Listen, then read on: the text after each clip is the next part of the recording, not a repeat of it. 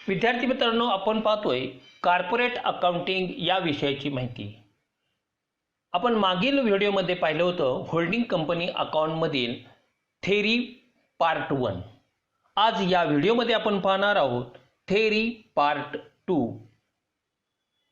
विद्यार्थी मित्रांनो, मी डॉक्टर किशोर जगताप, माझ्या या यूट्यूब चॅनलमध्ये आपणा सर्वांचं स्वागत।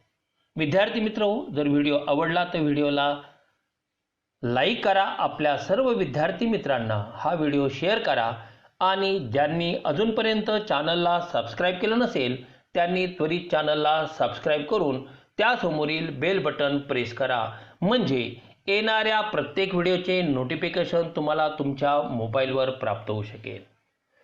तर आज आपण पाहणार आहोत पुढील एलिमेंट्स।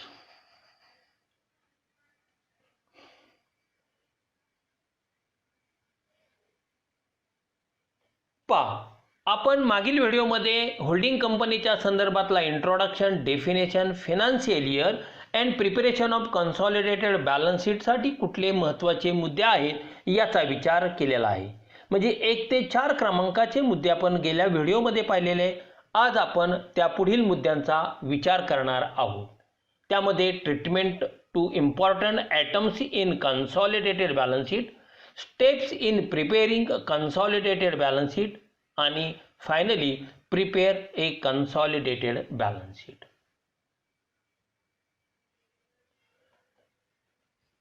होल्डिंग कंपनीच्या संदर्भातला हा 5वा मुद्दा आपण या ठिकाणी घेतोय आणि 6वा आणि 7वा जो मुद्दा आहे तो आपण पुढील व्हिडिओमध्ये पाहणार आहोत। आज आपण अभ्यासणार आहोत treatment to important items in consolidated balance sheet. कोणते महत्त्वाचे आयटम्स आहेत आणि त्यांच्या ट्रीटमेंट कन्सॉलिडेशन करीत असताना विचारात घ्याव्या लागणार आहेत याचा एकंदरीत आढावा किंवा अभ्यास। Treatment to important items in consolidated balance sheet. पहिला item, elimination of investment in shares of subsidiary account और cancellation of investment and share capital. कुठली इन्व्हेस्टमेंट एलिमिनेट करायची आहे? सबसिडरी कंपनीमध्ये शेअर खरेदी करून होल्डिंग कंपनीने केलेली इन्व्हेस्टमेंट आणि त्याचप्रमाणे cancellation of investment and share capital हा भाग कन्सॉलिडेटेड बॅलन्स शीट करीत असताना विचारात घ्यायचा नाही, तो वगळून टाकायचा। Consolidated balance sheet can be prepared by combining all the assets and liabilities of the holding company and its subsidiary. Holding आणि सबसिडरी कंपनीच्या सर्व असेट आणि लायबिलिटी यांचं कॉम्बिनेशन करायचं, एकत्रीकरण करायचं आणि कन्सॉलिडेटेड बॅलन्स शीटला मांडायच्या। It will certainly balance but it is not the consolidated balance sheet. This is because the intercompany balances have first to be eliminated. For example, समजा इन्व्हेस्टमेंट या ठिकाणी होल्डिंग कंपनीने सबसिडरी कंपनीमध्ये केलेली असेल किंवा सबसिडरी कंपनीने होल्डिंग कंपनीमध्ये केलेली असेल तर ते बॅलन्स शीटला घेत असताना त्या गोष्टी विचारात घेणं आवश्यक आहे। The investment in subsidiary company by holding company should cancel out the share capital of the subsidiary company. Subsidiary कंपनीच्या शेअर मध्ये होल्डिंग कंपनीने गुंतवणूक केलेली आहे। नॅचरली शेअर कॅपिटल हे कन्सॉलिडेटेड बॅलन्स शीट करताना सबसिडरी कंपनीच्या बाबतीतलं विचारात घ्यायचं नाही, म्हणजे सबसिडरी कंपनीचं शेअर कॅपिटल कन्सॉलिडेटेड बॅलन्स शीटला मांडायचे नाही। All the shares of subsidiary company have been purchased by the holding company, so all the assets and liabilities of subsidiary company belong to the holding company. In this case the subsidiary company is wholly owned subsidiary company of the holding company. म्हणजेच holding कंपनीने subsidiary कंपनीचे share acquire करून त्यामध्ये investment केलेली असेल तर ती investment कदापिही कन्सॉलिडेटेड बॅलन्स शीटला मांडायची नाही, ती वगळायची, इग्नोर करायची, एलिमिनेट करायची। मात्र होल्डिंग कंपनीची इतर इन्व्हेस्टमेंट असेल उदाहरणार्थ shares in Telco company, debentures in Bajaj auto, तर ह्या मात्र तुम्हाला कन्सॉलिडेटेड बॅलन्स शीटला मांडाव्या लागणार आहेत. Second, minority interest. Minority interest म्हणजेच अल्पसंख्याक भागधारकांचा सहभाग, नॉट व्याज, व्याज नाही तर सहभाग. उदाहरणार्थ सबसिडरी कंपनीच्या एकूण शेअरपैकी 70% शेअर होल्डिंग कंपनीने घेतले तर उरलेले 30% शेअर ज्या व्यक्ती घेतात त्यांना आपण मायनॉरिटी शेअर होल्डर म्हणतो. या मायनॉरिटी शेअर होल्डरचा एकूण सबसिडरी कंपनीमधला सहभाग मग शेअर ॲक्वायर केल्याचा असेल, capital profit loss, revenue profit loss जो या मायनॉरिटी शेअर होल्डरला मिळणार आहे तो सर्व मिळून त्यांचा सहभाग आहे, त्यालाच मायनॉरिटी इंटरेस्ट असं म्हटलं जातं. हे holding company may not hold the entire share capital of the subsidiary company. सर्वच्या सर्व ज्या वेळेस शेअर होल्डिंग कंपनी घेत नाही, फक्त मेजॉरिटी शेअर घेतो. Generally majority portion of share capital is purchased bye holding company and remaining shares are purchased by outsider, that is minority shareholder. These outsider have less than 50% of the share of the subsidiary company and hence they are called minority shareholder. The interest of minority shareholder is known as minority interest and it must be shown on the liability side of the consolidated balance sheet. आणि हा minority interest तुम्हाला calculate करायचा आहे आणि तो calculate केल्यानंतर तो totally minority interest हा कन्सॉलिडेटेड बॅलन्स शीटच्या लायबिलिटी साइडला मांडणे आवश्यक आहे. If the preference shares are held by outsider, the paid up value of such shares together with dividend thereon, if there are profits, is also added to the value of minority interest or shown separately. Proportionate shares of the subsidiary company's profit and reserve belonging to the outsider is calculated, keeping in view the value of equity shares held by them, and the value of preference shares held is not considered because profits and reserves belong to equity shareholders and not to preference share holder. म्हणजे equity share acquire केले असतील किंवा preference share acquire केले असेल तर त्या संबंधात काय आपल्याला कार्यवाही करायची या संबंधीचे हा पूर्ण भाग दिलेला आहे. Next, cost of control. Cost of control that is त्या ठिकाणी एकतर गुडविल येईल किंवा कॅपिटल रिझर्व येईल. दोन्हीपैकी एक येईल, एक तर गुडविल और कॅपिटल रिझर्व. दोन्हीही एका वेळेस येणार नाही, आयदर गुडविल और capital reserve. In case the subsidiary company has accumulated profit और ॲक्युमुलेटेड लॉसेस. उदाहरणार्थ जनरल रिझर्व सबसिडरी कंपनीचा, शेअर प्रीमियम अकाउंट सबसिडरी कंपनीचा, कॅपिटल रिझर्व सबसिडरी कंपनीचा, प्रॉफिट अँड लॉस अकाउंट म्हणजेच प्रॉफिट सबसिडरी कंपनीचा, अशा प्रकारचे जे ॲक्युमुलेटेड प्रॉफिट्स किंवा ॲक्युमुलेटेड लॉसेस, दोन्ही प्रॉफिट असतील तर प्रॉफिट घ्या, लॉसेस असेल तर लॉसेस सुद्धा कन्सिडर करावे लागणार आहेत. The holding company may acquire the shares of subsidiary company at a premium or at a discount, as the case may be. In other words, the price paid by the holding company for the shares of the subsidiary company is also affected by the accumulated profits or losses in the subsidiary company's balance sheet on the date of such of acquisition. Such excess or less payment of net worth of asset represent cost of control. Subsidiary कंपनीचा 100 रुपयाचा share जर holding कंपनीने 90 रुपयाला घेतलेला असेल तर holding कंपनीचा तो प्रॉफिट, तो कॅपिटल प्रॉफिट म्हणून कॅपिटल रिझर्वला ट्रान्सफर करा. पण सबसिडरी कंपनीचा 100 रुपयाचा शेअर जर होल्डिंग कंपनी 110 रुपयाला घेत असेल तर नॅचरली ते सबसिडरी कंपनीचं गुडविल आहे म्हणून तर जास्त किमतीला खरेदी केलं जात आहे आणि म्हणून त्यावेळेस गुडविल येतं. सो सच लॉसेस और profit should be taken into consideration while preparing the consolidated balance sheet. If a holding company paid higher price than the net of assets of the subsidiary company, then it is called goodwill. मगाशी सांगितलं 100 रुपयाचा subsidiary कंपनीचा share जर holding company 110 रुपयाला घेते, याचा अर्थ 10 रुपये जास्त देऊन घेते, कारण सबसिडरी कंपनीचं गुडविल आहे म्हणूनच ना.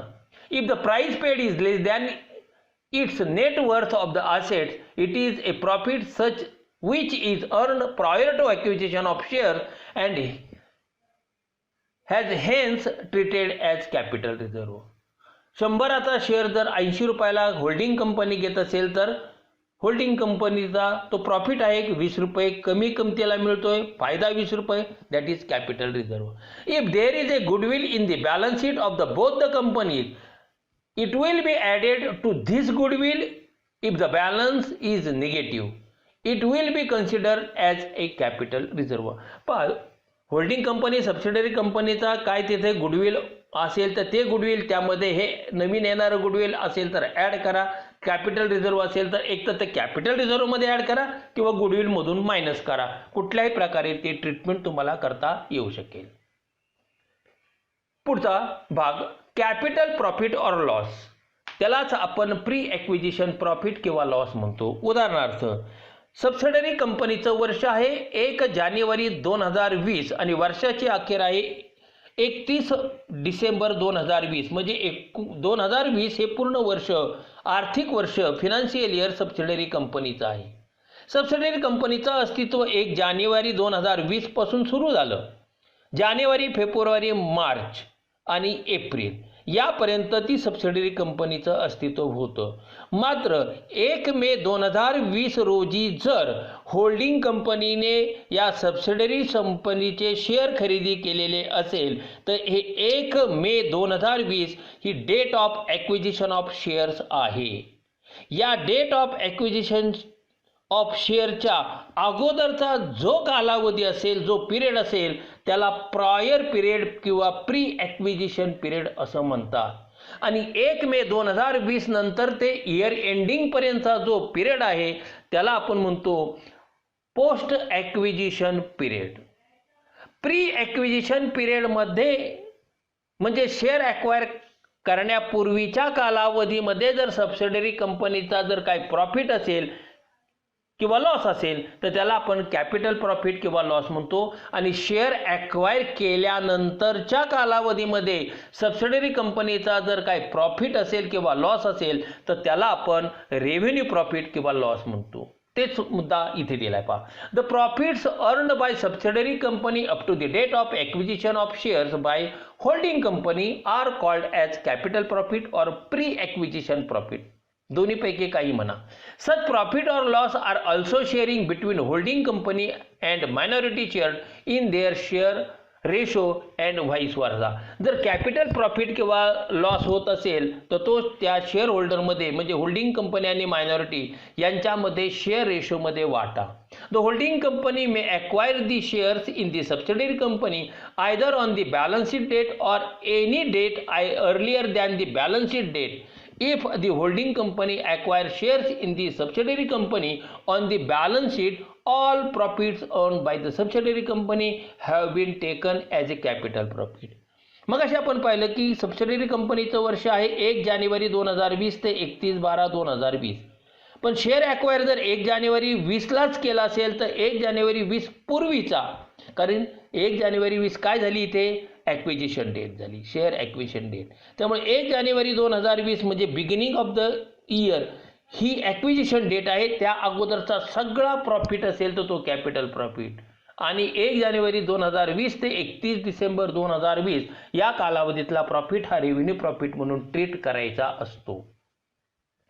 Profit for the holding company in case the holding company acquire the shares on the date other than balance sheet date of the subsidiary company, the profits of the subsidiary company will have to be apportioned between capital profit and revenue profit from the point of view of holding company.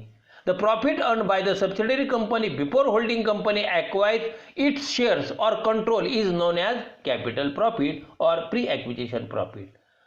Undrawn pre-acquisition profit is taken into consideration for the calculation of goodwill and और capital reserve. Revenue profit मगाशीच तुम्हाला तो भाग सांगितला आहे, पुन्हा एकदा आपण इथे तो भाग विचारात घेणार आहोत. The profits earned by subsidiary company after the acquisition of shares by holding company are called as revenue profit or post acquisition profit. Loss असेल तर loss, revenue loss, post acquisition loss. Such profit or loss are also sharing between holding company आणि minority shareholder in their share ratio. Capital profit loss किंवा revenue profit loss दोन्हीही share रेशोमध्ये या दोन share होल्डरला holding company आणि minority यांना वाटणं आवश्यक आहे. The profit earned by the subsidiary company after the holding company acquired the shares or its control is known as revenue profit or post acquisition profit of the subsidiary company and do not form part of goodwill or capital reserve calculation. In other words, while preparing the consolidated balance sheet, capital profit or losses should be adjusted with the cost of control and revenue profit should be merged with the balance in profit and loss account of the holding company. Minority shareholders are not concerned whether the profit are pre-acquisition or post-acquisition. Post-acquisition profit is apportioned between the holding company and minority shareholder. The shares of the holding company is added with its profit, while the shares of minority shareholder form a part of the calculation of minority interest. Minority interest calculate करताना हा capital profit loss, revenue profit on loss कोणाचा? Minority शेअरहोल्डरचा विचारात घ्या. Contingent liability. Contingent liability is a liability which may or may not arise or happen. It is customary to show contingent liability as a footnote to the balance sheet. Contingent liability may be of two types, external and internal. External contingent liability is on account of transaction between the company and the third party, while the internal contingent liability is on account of transaction between the companies of the same group.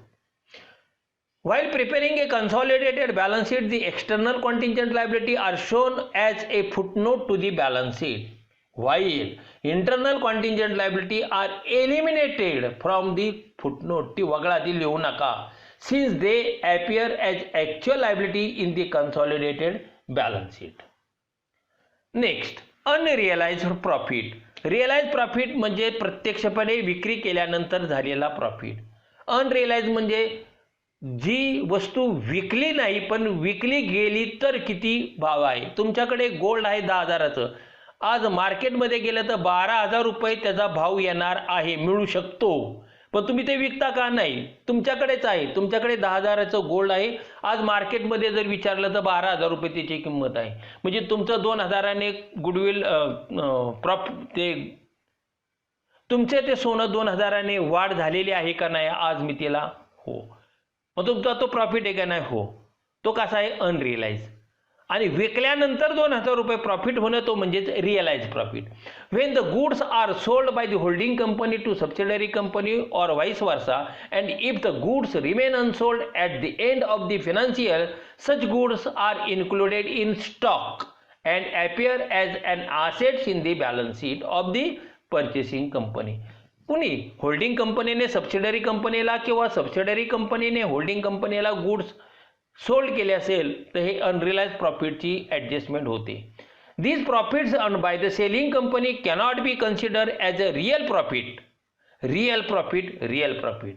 So, while preparing the consolidated balance sheet, such unrealized profit on intercompany sales should be deducted from the profit of the selling company and also by deducting it from stock of the buying or purchasing company. अशी treatment या अनरिअलाइज प्रॉफिटची करायची आहे.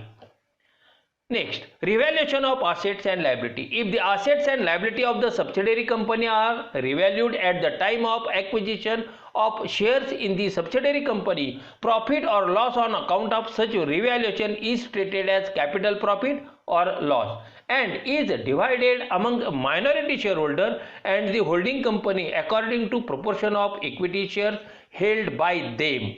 The holding company's shares of such capital profit is transferred to capital reserve or deducted from cost of control or goodwill and vice versa.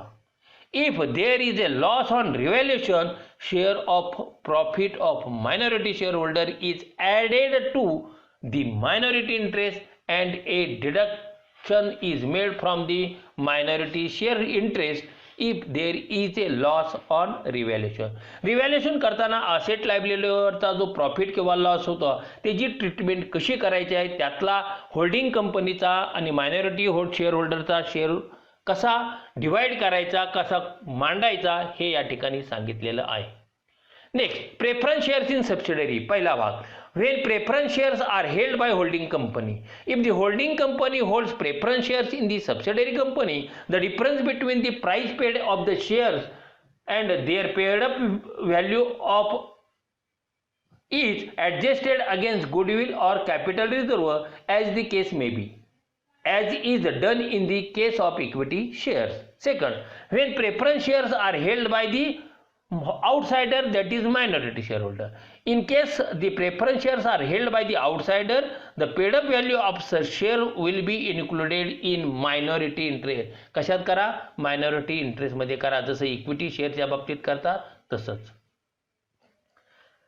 Arrears of preference dividend. In case the preference dividend are in arrears and the profits of the subsidiary company are adequate for making provision for such dividend, the amount of arrears should be provided out of the profits.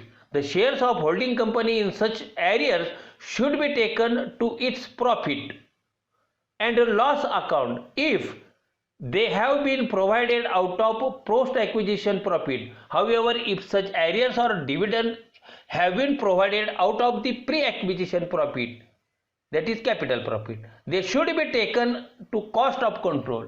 The shares of minority should be added to the minority interest. In case the profit are not adequate to provide for all the arrears of dividend, there is no necessity of providing for the arrears of preference dividend.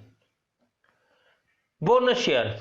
If the subsidiary company issues bonus shares to the existing shareholders, the holding company as well as minority shareholder will be receiving additional shares without making any payment. The bonus shares may be issued out of pre-acquisition profit, that is capital profit, and reserve, or post-acquisition profit and reserve, that is revenue profit and reserve. Next, dividend. The holding company owns majority of the shares of its subsidiary. When a dividend is paid out of the profits of the subsidiary company, the holding company is likely to receive majority portion of its. It is a shareholder. It should be noted that such a dividend may be paid out of the pre-acquisition profit or post-acquisition profit. The accounting treatment in the books of the holding company may vary accordingly. Share premium or capital reserve, etc. Accumulated profit, that is accumulated profit. In consolidated balance sheet, generally only the share premium account of the holding company appears. However, it will be appropriate to adjust any share premium charged by the holding company in respect of issue of its own shares in exchange for the shares of subsidiary company against cost of control in the consolidated balance sheet. The share premium or any capital reserve, etc. appearing in the books of the subsidiary company on the date of acquisition of shares should be taken as a pre-acquisition profit and may be adjusted against cost of control. However, any share premium or capital reserve arising in the books of subsidiary company after acquisition should not be taken as a pre-acquisition profit. The holding company shares in such profit should be merged with the share premium or capital reserve. The proportionate shares of minority should be included in the minority interest. Provision for taxation. Any provision for taxation in the books of the subsidiary company should be taken to the consolidated balance sheet and be shown on the liability side. Preliminary expenses. The preliminary expenses of the subsidiary company may be taken as an item of capital loss and treated accordingly. Alternatively, the amount may be added with the amount of preliminary expenses of the holding company. Intercompany transaction. While preparing the consolidated balance sheet, sums owned by holding company to subsidiary company and vice versa should be eliminated. Intercompany transaction असेल तर त्या सरळ सरळ वगळायच्या. उदाहरणार्थ sundry debtors and sundry creditors, डेटर्समधून सुद्धा आणि क्रेटर्समधून सुद्धा ती सेम अमाऊंट त्या ठिकाणी काय करा, एलिमिनेट करा, डिडक्ट करा. बिल्स पेबल BR, त्या दोघांच्या बिल्स पेबल आणि BR मधून ती असणारी अमाऊंट लेस करायची. Loan given by one company to another company, interest payable by one company to another company, debenture of one company held by another company, dividend payable and dividend receivable. जसं दोन व्यक्ती आहे, त्या दोन व्यक्ती एकत्र आल्यानंतर त्यामधली जी काही देवघेव आहे ती एलिमिनेटेड केली जाते. तसंच दोन कंपन्यांच्या बाबतीत या debtors, craters, BR, bills payable या सर्व मुद्द्यामध्ये आपल्याला हे लक्षात येईल काय करायचं. तर ते सर्व भाग हा तुम्हाला ॲडजस्टमेंटमध्ये अर्थात तो दिलेला असतो, तो दोघांच्याही डेटर्स क्रेटर्समधून सरळ सरळ वजा करत जा. विद्यार्थी मित्रांनो, हे सर्व मुद्दे तुम्ही अभ्यासात त्याचं आकलन करा, तरच तुम्हाला प्रॉब्लेम चांगल्या प्रकारे सोडवता येऊ शकतील किंवा मल्टिपल चॉईस क्वेश्चन तुम्हाला सोडवता येऊ शकेल.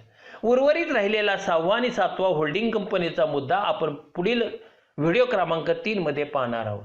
विद्यार्थी मित्रांनो, जर व्हिडिओ आवडला तर व्हिडिओला लाईक करा, आपल्या सर्व विद्यार्थी मित्रांना हा व्हिडिओ शेअर करा. ज्यांनी अजूनपर्यंत चॅनलला सबस्क्राईब केलं नसेल त्यांनी त्वरित चॅनलला सबस्क्राईब करून त्यासमोरील बेल बटन प्रेस करा, म्हणजे येणाऱ्या प्रत्येक व्हिडिओचे नोटिफिकेशन तुम्हाला तुमच्या मोबाईलवर प्राप्त होऊ शकेल. विद्यार्थी मित्रांनो, तुमच्या कमेंट्स असतील त्या माझ्या ईमेल ID इथे दिलेला आहे, त्यावर तुम्ही करू शकता. तर मित्रहो, पुढील भागामध्ये आपण पाहणार आहोत होल्डिंग कंपनी अकाउंट भाग 3 थेरी. धन्यवाद.